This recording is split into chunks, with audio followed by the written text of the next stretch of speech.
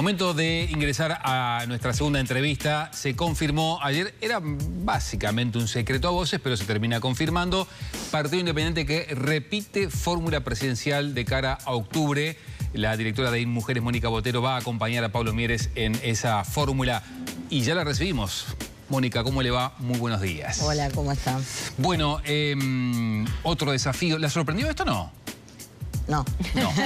No puedo decir que capaz que queda mejor decir que sí, pero en realidad no, porque ¿Y cómo lo toman una es algo que se fue hace meses, que hay compañeros que me dicen, prepárate para repetir el plato, mirá que... ¿Y cómo lo toma? ¿Como una ratificación de confianza?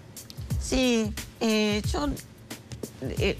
nosotros tenemos un equipo en el Partido Independiente, quizás que no es todo lo visible que estaría bueno que fuera. ¿Por qué? ¿Por qué no es tan visible? Bueno, quizás hay una vocación de bajo perfil en el Partido Independiente. Todos nos sentimos muy representados por Pablo. Él ha sido un poco el vocero, es la persona más conocida, fue el ministro hasta hace unos días. Y creo que a veces pecamos de ser un poco sobrios de más y no nos gusta estar como apareciendo o lo que sea. Muchos, casi todos los compañeros que estamos en el equipo más cercano estamos en gestión pública, entonces muy centrados en nuestro rol y apareciendo, pero siempre desde los roles públicos. Pero lo que te decía es que venimos desde hace años manteniendo una conversación con Pablo, pero también con los demás y más extendido también a otros que se han sumado, como Álvaro Ramos, como Juan Pedro Mir, por supuesto Conrado Ramos, Daniel Radío, Iván Posada, Daniel Pérez, Dardo Rodríguez. Venimos charlando mucho. Y entonces, bueno, hay cosas que uno ve que se van perfilando y que no tiene escapatoria. ¿Y ese bajo perfil hace que no se traduzca en votos o por lo menos intenciones de votos para el Partido Independiente? Porque si uno consulta, o en líneas generales, en los pasillos lo que se dice es, che, bueno, la gestión de la gente del Partido Independiente ha sido buena. Mieres, ustedes, mujeres, en el INED, la SIDA, Radío en la Junta de Drogas. En líneas generales hay buen concepto del trabajo administrativo y político que han hecho. ¿Por qué eso no se traduce en las encuestas y, bueno, incluso en la votación de las internas? Yo no sé, a veces uno se pregunta si la ausencia de conflicto, la ausencia de declaraciones estridentes, el hecho de un cierto comportamiento respecto al gobierno central, donde cuando hemos tenido discrepancias las hemos planteado privadamente al presidente de la República o a los ministros para los que tenemos obligaciones. Si es porque probablemente, y nos lo estamos preguntando todo el tiempo, tenemos también nosotros alguna dificultad en comunicar las cosas que hemos hecho. Bueno, el tema interno es capaz que se puede entender porque no había competencia interna. Sí. Y de repente algunos partidos más pequeños o más nuevos tuvieron mayor caudal de votos por ese lado porque había cierta competencia. Sí. Yo creo que sí. Pero puede haber un error de estrategia política del Partido Independiente. ¿Cómo? Puede haber un error de estrategia política del Partido Independiente, no salir más públicamente, digamos, a trancarle al gobierno, por ejemplo. Bueno, nosotros lo que pasa es que no creemos que esa sea la forma. Nosotros hemos marcado perfil, yo personalmente lo he hecho en varios temas vinculados a políticas de género, públicamente, porque además no están incluidos en el compromiso por el país, que es a lo que todos nos obligamos. El propio Daniel Radío tiene sus posiciones, Conrado Ramos, respecto a la reforma que él pensaba de la función pública que había que hacer, y logró una muy importante, que es la de la carrera de los funcionarios públicos, generando un cambio importante que se va a dar a partir del año que viene, esperemos. Sí, hemos marcado ahí nuestro perfil, pero bueno, evidentemente en otros temas no correspondía que el ministro fuera quien saliera cuestionando este tipo de cosas. Estamos revisando eso, nos interesa, por supuesto, comunicar mejor lo que hemos hecho, comunicarlo con más claridad. evidentemente tenemos el enorme desafío en esta elección de aumentar sustancialmente los votos de la ciudadanía, porque, bueno, de alguna manera lo que vamos a representar va a ser así. Nos parece que el partido merece tener una buena bancada parlamentaria que pueda apoyar al gobierno que viene. Obviamente que vamos a ser parte de la coalición y bueno, estamos en eso. Con el diario del lunes, haber tenido al líder del partido dentro del gabinete, ¿no de alguna manera encorsetó el Partido Independiente para ser más libres a la hora de criticar? Bueno, nosotros sentimos que no, que todo lo contrario. Fue transitar una experiencia de gobierno que no habíamos transitado. Fue mostrar que éramos capaces de hacer gestión pública y de hacer una buena gestión. Muchas veces yo creo que en política y mucho más como corren ahora los tiempos, uno se olvida o tiende a, bueno, ya está, hay cosas que pasaron y pasamos a cosas nuevas. Pero había que pensar en 2020, incluso antes de la pandemia, lo que implicaba aceptar ponerse al frente del Ministerio de Trabajo. Con la situación que había en el mercado laboral, venía cayendo el empleo, aumentando el desempleo, había una situación en general económica que se arrastraba básicamente desde 2018. Se suponía que con un gobierno de coalición los vínculos con la central sindical iban a ser más complicados. Se decía además que se iban a sacar los consejos de salarios, que se iba a retroceder en un montón de conquistas y nada de eso pasó.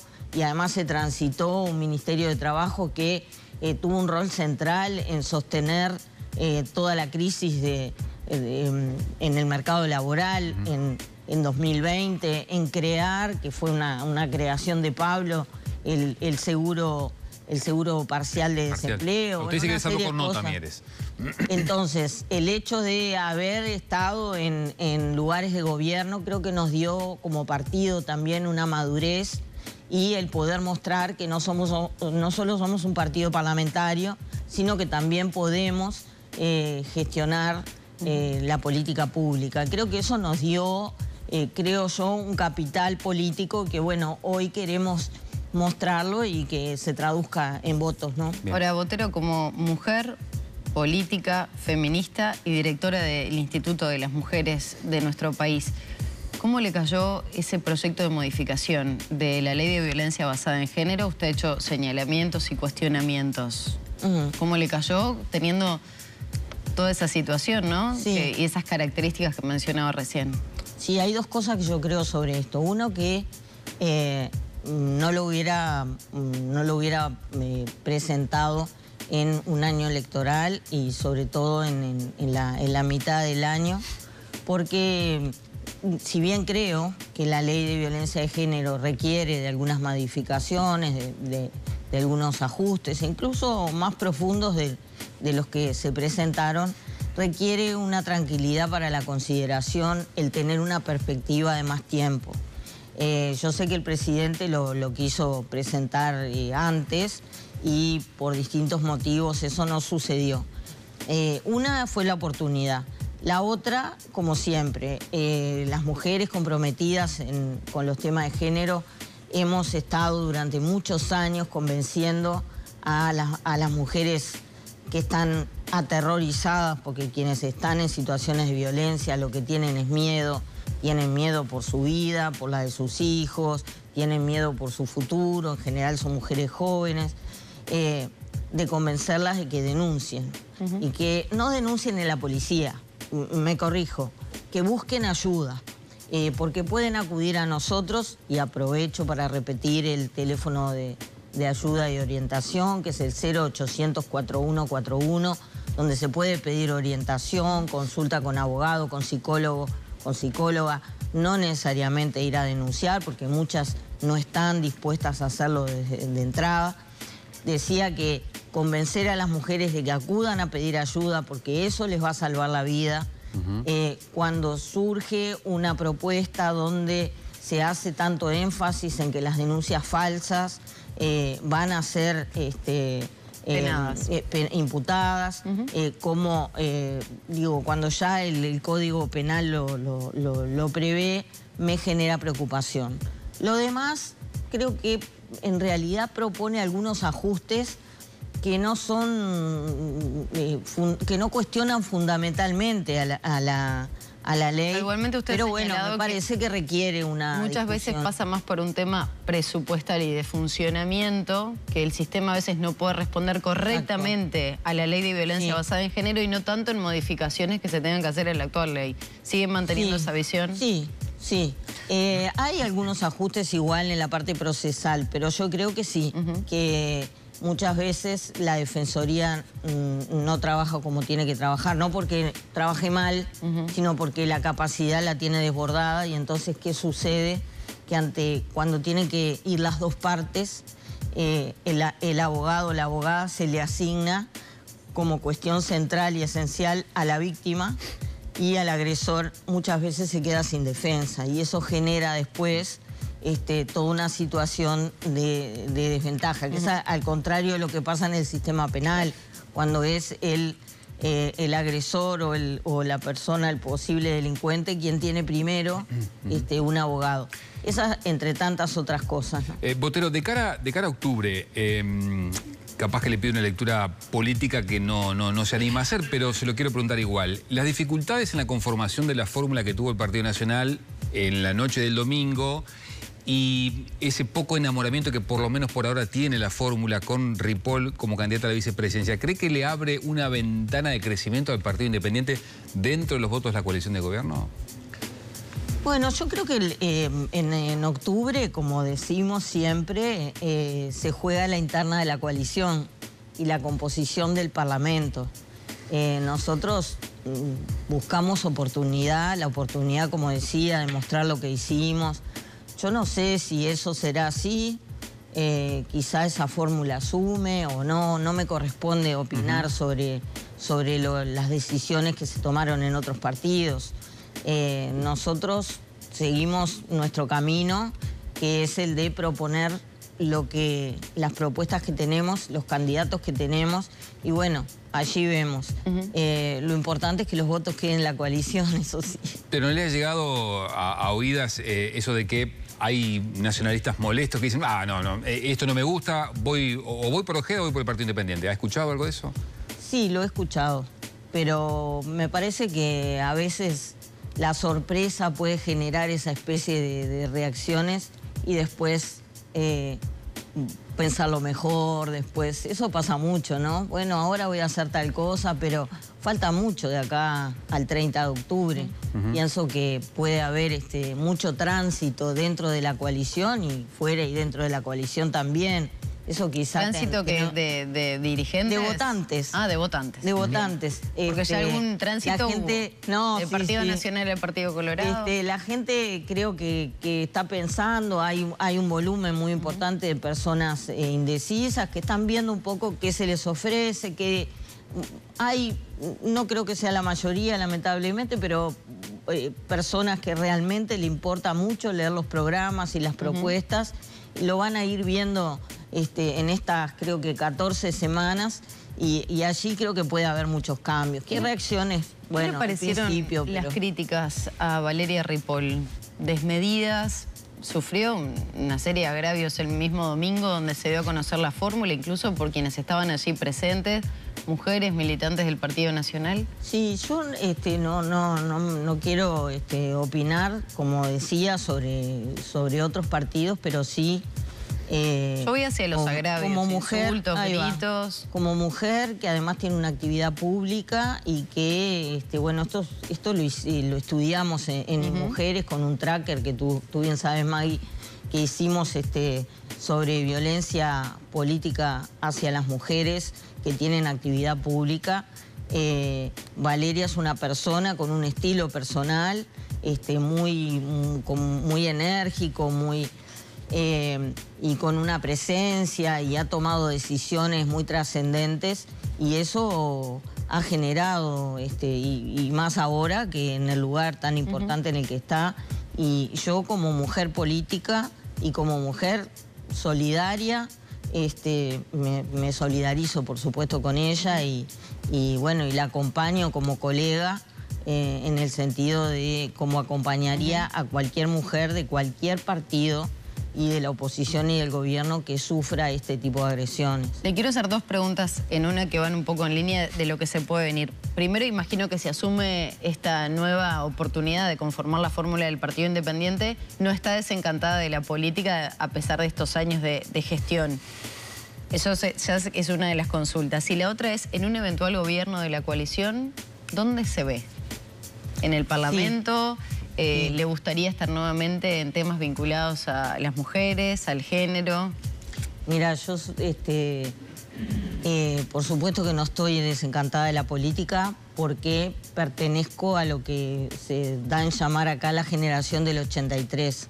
Somos los que salimos a la vida adulta y profesional, porque yo tenía 20 años ahí, 19, y nos hicimos periodistas y muchos dirigentes, se hicieron dirigentes políticos en ese periodo, que el 83 fue un año muy emblemático, y vimos lo que significaba la censura previa, lo que significaba tener militares en el gobierno y donde se decidía lo que a ellos se les cantaba sobre qué hacer y sobre qué no hacer.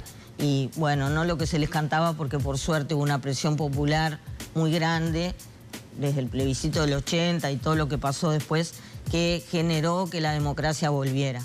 Pero entonces pertenezco a una generación donde valorar la democracia es un valor central.